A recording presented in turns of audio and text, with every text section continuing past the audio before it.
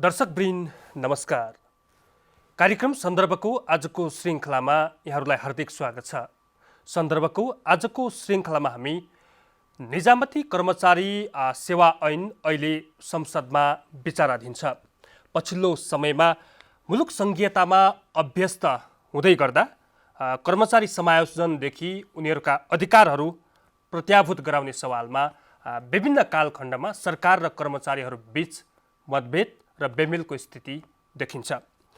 अहिलेको अवस्थामा कर्मचारीका सेवा सुविधा खटनपटन स्थानीय तह प्रदेश हुँदै सङ्घसम्म आइपुग्दाखेरि विभिन्न तौर र तरिकाहरू परिवर्तन भएका छन् र यति बेला हिजोका दिनमा दूरदराजका स्थानीय क्षेत्रमा सरकारको प्रतिनिधित्व गर्ने ती कर्मचारीहरूलाई राज्य उनीहरूका सेवा सुविधाप्रति उनीहरूका मागप्रति उदासीन भयो कि भन्ने पनि टीका टिप्पणी चलिरहेको यो परिप्रेक्ष्यमा र पछिल्लो समय ट्रेड युनियनलाई बार एसोसिएसनको खाका दिने जुन सरकारको तयारी छ त्यसमा पनि कर्मचारीहरूले आपत्ति जनाइरहेको यो परिस्थितिमा यी यावत सवालहरूलाई समेटेर आज हामी बहस गर्ने जमर्को गरिरहेका छौँ, जसका निम्ति मैले आज स्टुडियोमा निम्ति आएको छु नेपाल राष्ट्रिय कर्मचारी सङ्गठनका अध्यक्ष हरिबहादुर रावल र स्थानीय तह कर्मचारी सङ्घ नेपालका अध्यक्ष हरिकुमार श्रेष्ठ। यहाँहरू दुवैजनालाई स्वागत छ। धन्यवाद। सुरुमा हरिबहादुर रावलजीबाट मैले सन्दर्भ सुरु गरेँ।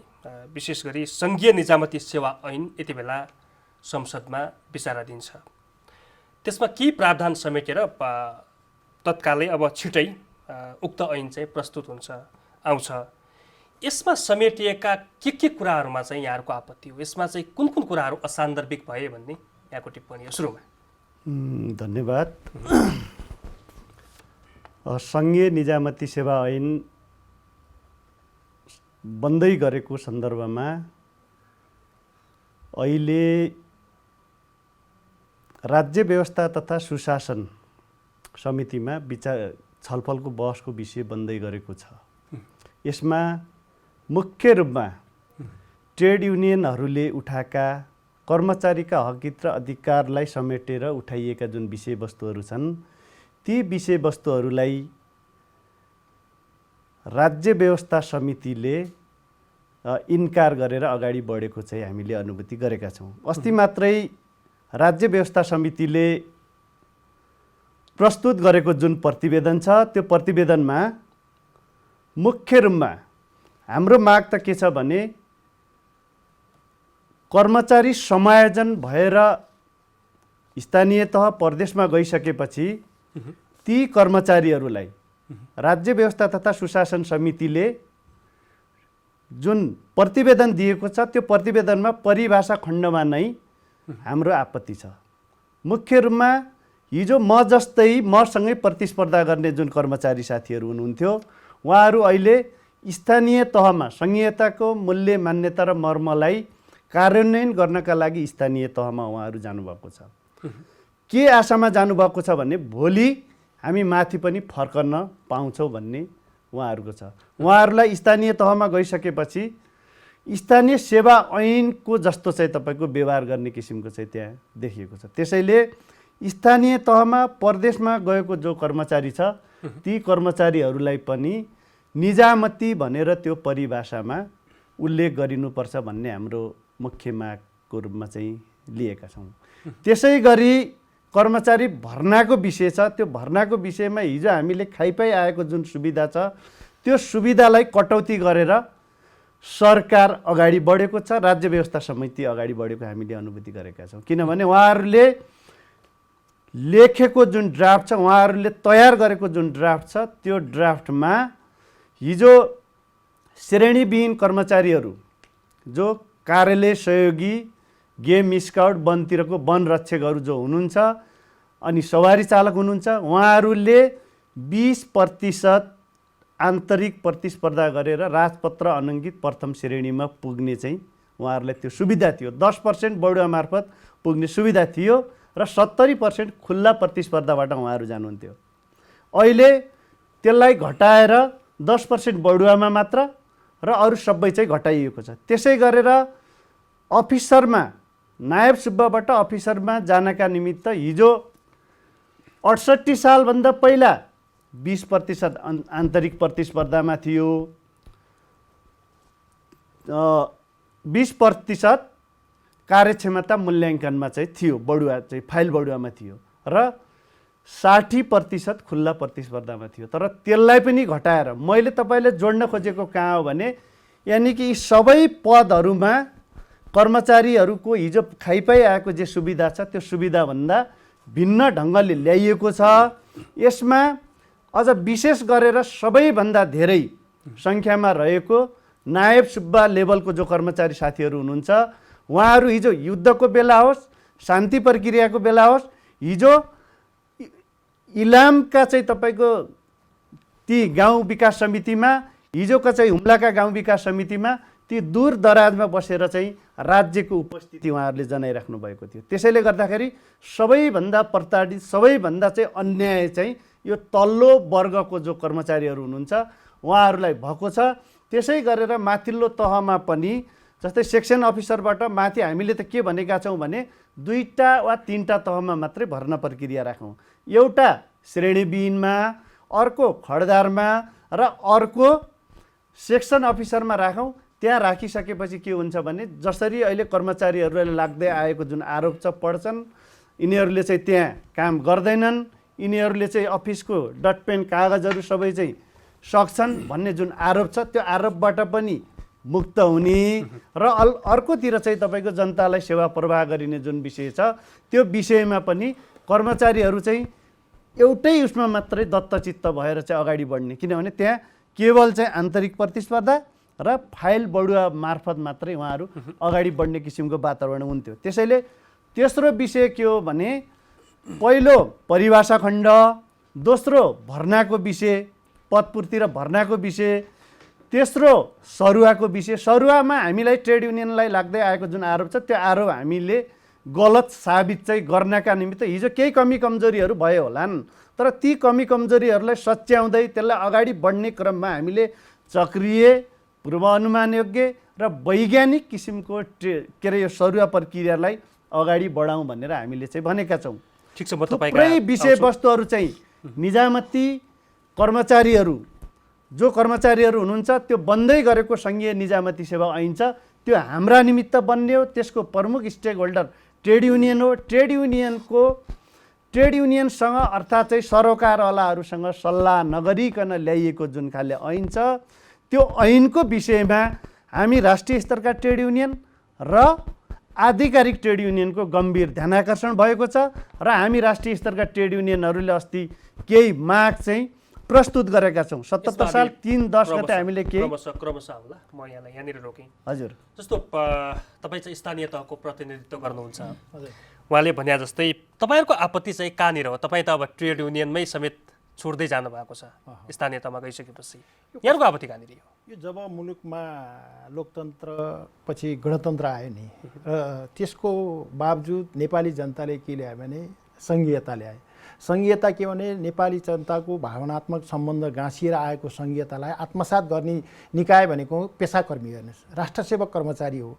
त्यसकारण हामीहरूले के भनिराखेका छौँ, स्थानीय तहमा कार्यरत कर्मचारीको सबलमा नेपाल सरकार, सङ्घीय सरकार, प्रदेश सरकार स्पष्ट हुनुपर्छ भन्ने हाम्रो मान्यता रहेको छ। हामीले के भनिराखेका छौँ भने स्थानीय तह भनेको स्वायत्त हो, लोकल गभर्मेन्ट हो। त्यसले आफ्नो एक्ट बनाउने हैन, तपाईँको पोलिसी बनाउने अथोरिटी उसलाई छ। नेपालको संविधानले दिएको अधिकारहरूलाई कुण्ठित गरेर जब सङ्घीयता कानुन आउँछ, प्रदेशको कानुन आइसकेपछि मात्र स्थानीय कानुन बन्छ, सेवा ऐन बन्छ भन्ने जुन भ्रम छ त्यो गलत छ भन्ने कुरो हाम्रो मान्यता रहेको छ। हामीले के भनेर छौँ भने स्वतन्त्र निकायको लागि जो 753 जुन लोकल गभर्मेन्टको कन्सेप्ट छ त्यसलाई स्वतन्त्र रूपमा छोडिदिनुपर्छ भन्ने हाम्रो मान्यता हो। र हामीहरूले के भनिरहेको छौँ भने स्थानीय सेवा कार्यरत कर्मचारीहरू भनेको कुनै त्यो एउटा पर्टिकुलर गाउँपालिका, पर्टिकुलर नगरपालिकाको होइन। यो सङ्घ, प्रदेश र स्थानीय तहमा तिनटै संरचनामा जान सक्ने क्यापेबल, योग्य, क्षमतावाला कर्मचारी र त्यो योग्यता भएको नागरिक छ, युवा छ। एउटै माध्यमबाट प्रतिस्पर्धा गरेर आएको हो सबैले भन्ने तपाईँहरूको माग एकदम मान्यता। मैले भनिरहेको छु आजको दिनबाट भने भोलिका दिनबाट आउने नयाँ युवा छन्, नयाँ पिँढीहरू छन्, त्यसको लागि अवसरबाट वञ्चित गर्दैछ यो सरकारले। भोलिको दिन तपाईँको सङ्घले जम्मा 25,000 कर्मचारी राख्ने भन्छ, तपाईँको झन्डै त्यसैको आधारमा 15,000 राख्ने भन्छ, 25,000 उसले प्रदेशले राख्ने भन्छ। त्यसमा बाँकी चाहिँ 75% जति तपाईँको लोकल लेभलमा त्यति ठुलो क्षेत्र भएको एरियामा कर्मचारीहरू हामीले व्यवस्थापन गर्नुपर्ने अधिकार त छ नि यहाँहरूलाई पनि, यहाँहरू पनि आन्तरिक प्रतिस्पर्धाबाट माथि आउन पाउने, त्यसपछि के अरे बढुवाको प्रावधान पनि 10% बढुवाको प्रावधान समेटिएको छ। त्यो 10% प्रावधान राखेको छ, त्यो कुनै पनि त्यो सानो ढोकामा हुँदैन। रहनी भनेको बरु 10% तल जानको लागि रोके हुन्छ, माथि आउनलाई त तपाईँको 80% 90% त राख्नै पर्छ। किनभने नि यो जेनेरेसन नयाँ युवाहरू तल रहन सक्दैन। अब हेर्नुहोस् तपाईँ हाम्रो बच्चाहरू भोलि बिहान स्थानीय तहमा प्रतिस्पर्धा गरेर रहने ठाउँको वातावरण बनेको छैन। बन्ने किसिमको त्यो कन्सेप्ट लिएर आउनु पर्यो। स्थानीय तह कस्तो कम्फर्टेबल हिसाबको सबैले योग्य र क्षमतावान योग्य वातावरण बनिसकेर त्यहाँ जान सक्ने किसिमको वातावरण सिर्जना गर्नुपर्छ। त्यो अनुसारको रिक्वायरमेन्ट हुन्छ, त्यस अनुसारको सेवा सुविधा हुनुपर्छ। हेर्नुहोस् जबकि मैले मेरो काठमाडौँ महानगरपालिकाले आय आर्जन गरेको मैले प्राप्त गर्न सक्छु, हुम्लामा भएको तपाईँको स्थानीय तहको गाउँपालिका नगरपालिकाले आर्जन गरेको त्यहाँको सेवा प्रवाह गर्ने कर्मचारीले त्यहाँको जनताले पाउने सेवा सुविधाको कन्सेप्ट छ त्यो गलत छ भन्नेको। प्रदेश स्तरीय हाम्रो कोष खडा गर्नुहोस्, आर्थिक रूपमा होस् तपाईँको पेसाकर्मीको कोषको कुरा किन नहोस्, तर समग्र रूपमा सबैलाई समान किसिमले वितरण गर्ने हिसाबले व्यवस्थापन गरियो भने समान किसिमले तपाईँको प्रतिफल प्राप्त गर्न सकिन्छ। जस्तो कि यहाँ पनि 18वटा नगरपालिका छन् र सबै नगरपालिकाहरू सक्षम छैनन्। तिनीहरूलाई सक्षम बनाउनको लागि मतलब अधिकारहरू तलब भत्तादेखि लिएर सबै चाहिँ स्थानीय तहलाई दियो, यसको आधिकारिक कोष चाहिँ त्यस्तो कालान्तरमा अप्ठ्यारो परेको खण्डमा चाहिँ छैन। तपाईँको कुनै एउटा नगरपालिकाले गाउँपालिकाले उपदान लिएर जानु पर्यो भने त्यसले धेरै टाइम कुर्न पर्ने हुनसक्छ, तर कुनै संस्थाले त्यो दिन सक्ने पनि छ, क्षमतावान संस्थाहरू पनि छन्, नभएका होइन। त्यसैले त्यो किसिमको परिपाटीको अन्त्य गर्नुपर्छ भन्ने स्थानीय तह कर्मचारी सङ्घ नेपालको रहेको छ। त्यसरी नै जाम र हामीले निजामतीका सेक्टरका साथीहरूलाई पनि भनिराखेको छ तपाईँ पनि आउनुहोस्, तर उहाँहरूको के भने कार्यालय प्रमुख उहाँहरू होइन, लेखा प्रमुखहरू उहाँहरू यो किसिमको परिपाटीको हुँदैन। हामी पनि केपेबल, हामी जुन क्षमता हुन्छ मैले भनिराखेको छु, मैले पाउनुपर्छ भन्ने छैन। तर नयाँ आउने जेनेरेसनले त्यो अवसरबाट वञ्चित हुन पाउनु भन्ने हाम्रो ठहर र मान्यता रहेको छ। त्यो हिसाबले गइयो भने समस्या समाधान हुन्छ र वर्गीय रूपमा समान रूपमा सबैलाई व्यवहार गर्न सकिन्छ। वर्गीय रूपमा चिन्तन गर्ने पार्टी सरकारमा छ, वर्गको रूपमा तपाईँको जुन किसिमले वर्गीय रूपमा तल ग्रास रुटमा सेवा प्रवाह गर्ने र ग्रास रुटमा जनताले पाउने सेवा सुविधाको लागि दिने कर्मचारीहरूलाई हेर्ने दृष्टिकोण फरक छ। त्यस कारण त्यो किसिमको अन्त्य गर्नुपर्छ भने मान्यता साथ गइयो भने हामीहरू ठाउँमा पुग्छौँ र श्रमजीवी जनताहरूको सेवा गर्ने र नागरिकहरूलाई त्यही अनुसार सेवा दिने हिसाबले जान सकिन्छ। होइन अब माथि सिंहदरबार बस्ने, सिंहदरबारको अधिकार गाउँ गाउँ भन्ने, तर व्यवहारमा त्यो हुने किसिमको छैन। त्यसलाई अन्त्य गर्नुपर्छ। ठिक छ। जस्तो रावलजी तपाईँहरू त अब ट्रेड युनियनसँग पनि आबद्ध हुनुहुन्छ, कर्मचारीका हकहितका निम्ति विगत लामो समयदेखि लागिरहनु भएको छ। स्थानीय तहमा र प्रदेशमा जाने कर्मचारीहरूलाई त सङ्कुचित पारिएछ नि श्रेष्ठजीको कुरा सुन्दा, तपाईँहरूको आवाज किन? मुख्य रूपमा स्थानीय तह र प्रदेशमा जान अघि पनि मैले यहाँलाई निवेदन के गरेँ भने तीनवटै कानुनहरू, सङ्घीय निजामती सेवा ऐन, प्रदेश निजामती सेवा ऐन, सरकारको भाषामा स्थानीय सेवा ऐन भनिएको छ, तर स्थानीय निजामती सेवा ऐन मैले चाहिँ भन्न चाहेँ। किनभने तीनैवटा ऐनहरू निर्माण गरिसकेपछि मात्रै समायोजन प्रक्रिया अगाडि बढाइएको भए अहिले यस्ता खाले समस्याहरू पैदा हुन्थेनन् होला। तर तीनवटा ऐन हामी के हो भनेपछि सरकार उल्टो दिशाबाट चाहिँ अगाडि बढेको चाहिँ हामीले ट्रेड युनियनहरूले अनुभूति गरेका छौँ।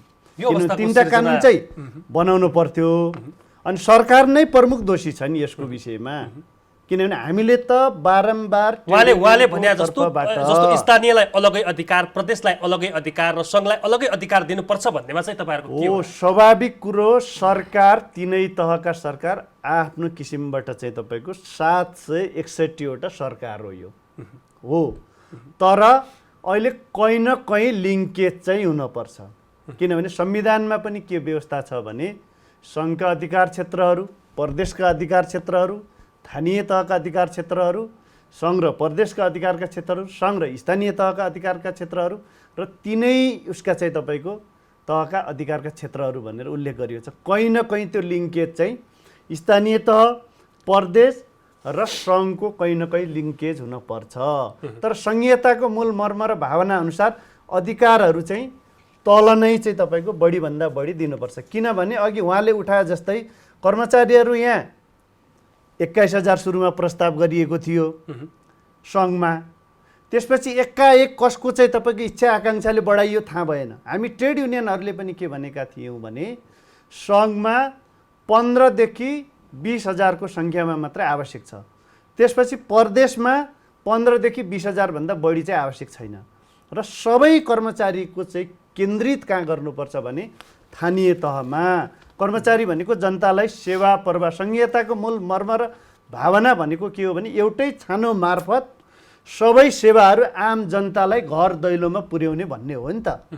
त्यो मर्म र भावनालाई आत्मसात गर्दै धेरैभन्दा धेरै कर्मचारीहरूलाई स्थानीय तहमा जाने किसिमको चाहिँ मनोबलयुक्त चाहिँ बनाउनुपर्छ। उनीहरूलाई तपाईँहरू स्थानीय तहमा गए बापत एक तह बढुवा गरिन्छ, स्वत बढुवा। अहिले पनि हामी तपाईँलाई म के भन्न चाहेँ भने तपाईँको लोकप्रिय टेलिभिजन मार्फत अहिले 177 जना चाहिँ सुब्बाहरू बढुवा 6औँ तहका स्थानीय तह र प्रदेश तहमा समायोजन भएर गएका 177 जना कर्मचारी शाखा अधिकृतमा बढुवा आउनुभयो। किनभनेपछि उहाँहरूलाई चाहिँ समायोजन गरेर 7औँ तहमा त्यतै पठाइदिए। 5 वर्ष पुगेको कर्मचारी तपाईँ 7औँ तहमा जानुहुन्छ भन्ने सरकारले एउटा नीति बनाइदिएको भए, अर्थात् 8औँ तहको मान्छेलाई तपाईँ 9औँ तहमा त्यही नै चाहिँ समायोजन भएर जानुहोस् भनिदिएको भए त्यो कानुन पहिला बनाइएको भए यो चाहिँ उल्टो दिशातिर जाँदैन थियो।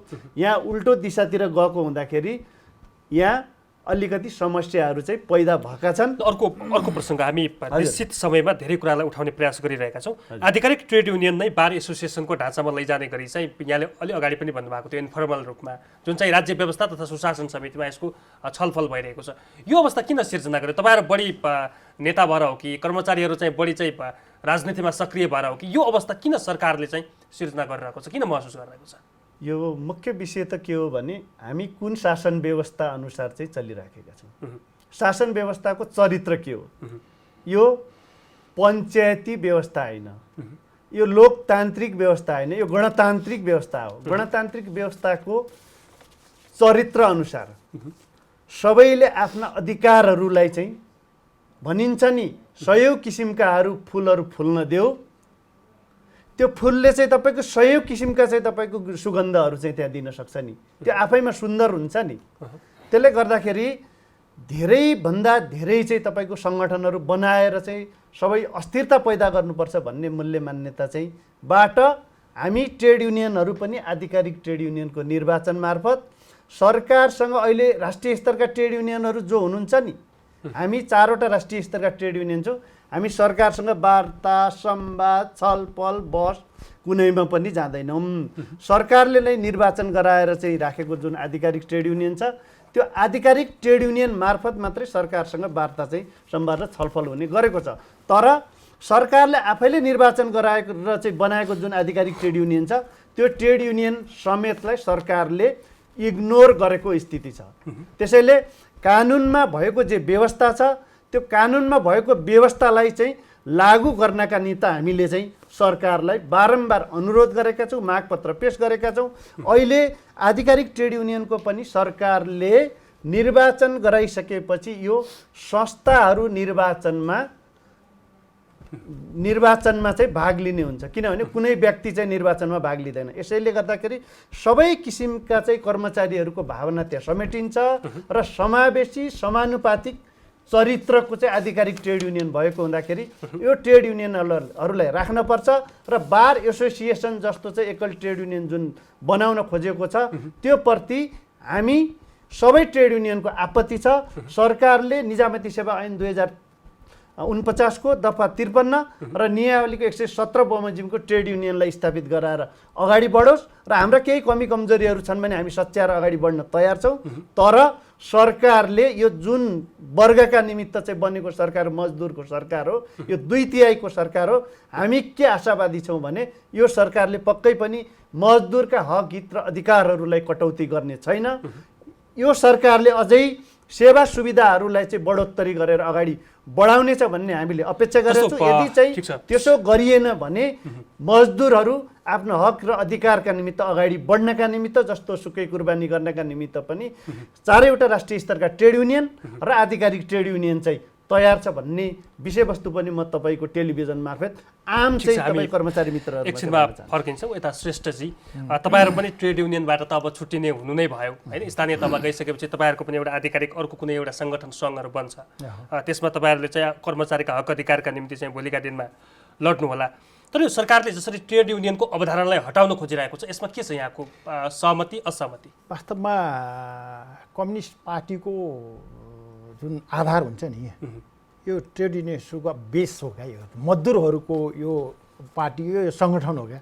त्यस कारण पनि मजदुर पेसाकर्मीहरू भनेका मजदुर हुन्, मजदुर भनेका इन्डस्ट्रियल सेक्टरमा काम गर्ने पेसाकर्मीहरू हुन्। त्यस कारण त्यसको प्रतिनिधित्व गर्ने भनेको कम्युनिस्ट सत्ता सञ्चालन गर्ने पार्टीहरू हुन्छ। त्यस कारण हाम्रो भनाइ के छ भने यो सरकारले कुनै पनि हालतमा र त्यहाँको जिम्मेवार नेताहरू मान्य सांसदहरू हुनुहुन्छ नि, उहाँ विवेकशील हुनुहुन्छ, हामीलाई विश्वास छ। उहाँहरूले जस्तो किसिमको छलफल गरे पनि सिबिआई आधिकारिक ट्रेड युनियन बाहेक अरू ट्रेड युनियन रहन्नन् भन्ने किसिमको जुन हल्ला आइराखेको छ, जुन हावा चलिएको छ, त्यो उहाँहरूमा छलफलको विषय हो।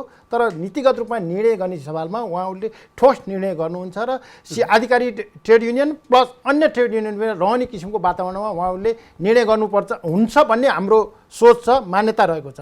र स्थानीय तहको पनि हामीले पनि के भन्छ, सिबिआईको संक्षेपमा जानुपर्छ, स्थानीय तहलाई पनि लिएर जानुपर्छ। त्यो आधारमा कर्मचारीहरूको प्रतिनिधित्व गरियो भने उहाँहरूले नेपाल सरकार र हामी पेसाकर्मीहरू भनेको एउटा सिक्काका दुईटा पाटाउँहरू, एउटा मात्र खोटो भयो भने चल्न सक्दैन भन्ने कुरो हाम्रो मान्यता छ। हामीले के भनिरहेछौँ, सरकार पनि चल्न सक्दैन, पेसाकर्मीहरू पनि चल्न सक्दैन। त्यस कारण एउटा सिक्कालाई मेन तरिकाले दोहोरै पाटा एउटा बनाउने हिसाबले गइयो भने तपाईँ हामीले ताकेको जुन उद्देश्य साथ सरकारले जुन पोलिसी बनाउँछ, जुन किसिमले गन्तव्यमा पुग्ने नीति लिन्छ, त्यो उद्देश्य पुरा गर्ने पेसाकर्मीहरूले गर्न सक्छ। न कि तपाईँको एउटालाई लङ्गडो बनाएर म एक्लै दौडन्छु भन्यो भने त्यो अगाडि बढ्न सक्दैन, यो स्पष्ट छ। त्यसकारण हामीहरूले के भनिरहेछौँ भने स्थानीय तहमा कार्यरत कर्मचारी भनेका पनि एउटा घर दैलोमा ढोका ढोकामा तपाईँको झोला लिएर काम गर्ने पेसाकर्मीहरू हुन्। तिनीहरूको सवालमा स्पष्ट धारणा नेपाल सरकारले दिनुपर्छ। र समग्र पेसाकर्मी साथीहरूलाई म भन्न चाहन्छु, तपाईँ हामी एउटा ठाउँमा छौँ, तर नयाँ आउने पिँढीको मैले बारम्बार भनिराखेको छु, मेरो बालबच्चा तपाईँको बालबच्चाले स्थानीय तहको ढोका ठुलो छ, अवसर त्यहाँ पाउने धेरै अवसर पाउने ठाउँ बनेको छ। त्यसलाई चुस्त दुरुस्त सुशासन दिने र सबैले त्यसलाई ग्रहण गर्न किसिमको एकदम तपाईँको ट्रान्सपरेन्सी हिसाबले काम गर्न सक्ने हिसाबको र यी माध्यमबाट सञ्चालन गर्ने सक्ने हिसाबको सुशासन दिन सक्ने हिसाबको तपाईँको स्थानीय बनाइयो भने तपाईँको सङ्घीयता, लोकतन्त्र, गणतन्त्र बलियो हुन्छ। नत्र भने यथास्थितिमा तदर्थवादी हिसाबले यस्तै किसिमले चलाउने हो भने राज्य मुलुक दुर्घटना पर्ने प्रबल सम्भावना देखिएको छ।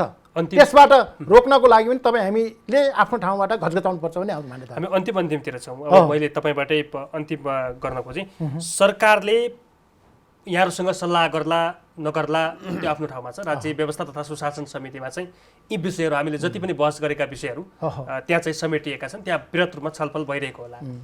तर यदि ट्रेड युनियन खारिज गर्ने अवस्था आयो, यदि चाहिँ स्थानीय तह प्रदेशका अधिकारहरू सङ्कुचित पार्ने अवस्थिति आयो भने त्यसपछिको बाटो चाहिँ के हुन्छ? यो त्यो तपाईँले जुन किसिमले क्वेसन रेज गर्नुभयो नितान्त एकदम कुल माइन्डमा सोच्ने अवसर मिलेको छ। तपाईँको नेपाल सरकारले पनि सोच्नुपर्ने छ, पेसाकर्मीहरूले पनि सोच्नुपर्ने छ। कुनै बेला पनि दुर्घटना हुने सम्भावना रहेको छ। त्यस कारण त्यो किसिमको गलत किसिमले उहाँहरूले निर्णय गर्नुहुन्न। यदि त्यो किसिमको गलत किसिमले निर्णय गरेर अगाडि बढ्ने सरकार जान्छ भने त्यसको लागि राष्ट्र सेवक कर्मचारीहरूले जस्तोसुकै मूल्य पनि र चुनौतीलाई पनि सामना गरेर अगाडि बढ्ने बाहेक अर्को विकल्प छैन। विकल्पै छैन। आन्दोलन होइन, विकल्प भनेको त्यही हो। एउटा के भन्छ, विभिन्न हुन्छन् आन्दोलनका पनि चरणहरू। एउटा छलफलको चरणबाट हुन्छ, सडकमा गएर हुन्छ, पेन्डाउन विविध किसिमका प्रक्रियाहरू हुन सक्छन् र त्यो किसिमको हरकत नेपाल सरकारले लिँदैन भन्ने स्पष्ट साथ तपाईँको मिडिया मार्फत अनुरोध गर्न चाहन्छु र त्यो सन्देश दिन चाहन्छु। राहुलजी, तपाईँसँग छलफल गर्छ त सरकारले ट्रेड युनियन खारेज गर्नुभन्दा अगाडि, अर्थात् चाहिँ यसको अधिकार चाहिँ साँगुरो बनाउनुभन्दा अगाडि छलफल हुन्छ, बहस हुन्छ यहाँहरूसँग? छलफल अहिलेसम्म भएको चाहिँ छैन, किनभने आधिकारिक ट्रेड युनियनसँग पनि छलफल भएको चाहिँ छैन र हामी राष्ट्रिय स्तरका ट्रेड युनियनहरूलाई सरकारले बोलाएर पनि छलफल गरेको चाहिँ छैन। हामी के भन्न चाहन्छौँ भने सरकारवाला पक्ष भनेको चाहिँ आधिकारिक ट्रेड युनियन र राष्ट्रिय स्तरका ट्रेड युनियनहरू नै हुन्। यसले सरोकार राख्ने विषयवस्तुहरू, कर्मचारीका सेवा सुविधा शर्तका विषयहरू, कर्मचारीका अधिकारका विषयहरू र अघि उहाँले भने जस्तै ट्रेड युनियनलाई हामीले सङ्घदेखि स्थानीय तहसम्म लिङ्केज गराएर लैजानुपर्छ भन्ने हाम्रो चाहिँ धारणा छ। किनभने सङ्घमा रहने र स्थानीय तहमा रहने कर्मचारीहरू कहीँ न कहीँ सबै तिनै तहमा ट्रेड युनियनको आवश्यकता छ र तिनै तहको कर्मचारीको लिङ्केज भएर अगाडि बढ्नुपर्छ भन्ने हामीले चाहिँ बारम्बार माग पनि राखेका छौँ। र अर्को विषय के हो भने यदि सरकारले विभिन्न तह र तबकाका जो कर्मचारीहरूको चाहिँ अधिकारहरू कटौती गरेको छ ती अधिकारहरू कटौती गर्ने चाहिँ तपाईँको वातावरण सिर्जना चाहिँ भएको भन्ने हामीले सुनेका छौँ। यदि त्यसरी चाहिँ तपाईँको सरकारले कटौती गरेकै हो भन्ने चाहिँ बाहिर औपचारिक ढङ्गले चाहिँ आयो भने पक्कै पनि थुप्रै विभिन्न सेवा समूहका मान्छेहरू विभिन्न पदवी वाइजका मान्छेहरू आजै पनि सामान्य प्रशासन मन्त्रालयको अगाडि सुब्बा बचाओ अभियान भनेर चाहिँ लगभग 400-500 मान्छेहरूको त्यहाँ उपस्थिति थियो। किनभने सबैभन्दा ठुलो सङ्ख्या सुब्बाको छ, सबैभन्दा धेरै सङ्ख्याहरू चाहिँ तपाईँको भएको चाहिँ त्यो हुँदाखेरि उहाँहरू छुट्टै पेज बनाएर छुट्टै विभिन्न ठाउँमा आफै आफ्नो ढङ्गले लबिङ गरेर हिँड्नु भएको छ। त्यसैले हामी के भन्न चाहन्छु भने ट्रेड युनियनले उठाएका जे विषयवस्तुहरू छन् ती विषयवस्तुहरूमा सरकारले एकचोटि गम्भीर ढङ्गले घोत्लिएर चाहिँ हेरिदियोस् र पुरानै स्तरबाट ट्रेड युनियनको अधिकारहरू स्थापित गरोस्। त्यो वैज्ञानिक छ, यही सरकारले चाहिँ तपाईँको ल्याएको हो। अझ म यसमा के थप्न चाहन्छु भने 2075 साल भाद्र 22 गते निजामती सेवा दिवसको दिन सम्माननीय अहिलेकै प्रधानमन्त्री हुनुहुन्थ्यो सम्माननीय प्रधानमन्त्री केपी शर्मा ओलीले पनि तपाईँहरूको खाइपाई आएका चाहिँ सेवा सुविधाहरू चाहिँ हट्दैनन्, तपाईँहरूको ट्रेड युनियन पनि जस्ताको त्यस्तै रहन्छ भन्ने उहाँले चाहिँ सार्वजनिक मञ्च मार्फत पनि प्रतिबद्धता जाहेर गर्नुभएको थियो। त्यसले गर्दाखेरि हामी विश्वस्त छौँ पक्कै पनि ट्रेड युनियन अधिकार चाहिँ तपाईँको मजदुरको अधिकार चाहिँ मजदुरको सरकार भएको नाताले पनि कटौती हुँदैन। यदि कटौती भयो भने सबै कर्मचारीहरू आफ्नो हक र अधिकार स्थापित गर्नका निमित्त चाहिँ आन्दोलनको प्रक्रियामा अगाडि बढ्न सक्नेसम्म चाहिँ तपाईँको वातावरण चाहिँ बनेको छ। यो वातावरण सरकारले चाहिँ नबनाओस् भन्ने चाहिँ हामी यो भन्न चाहन्छु। तपाईँको लोकप्रिय महत्त्वपूर्ण संवादका लागि म यहाँ दुवैजनालाई धेरै धेरै धन्यवाद दिन चाहन्छु। धन्यवाद।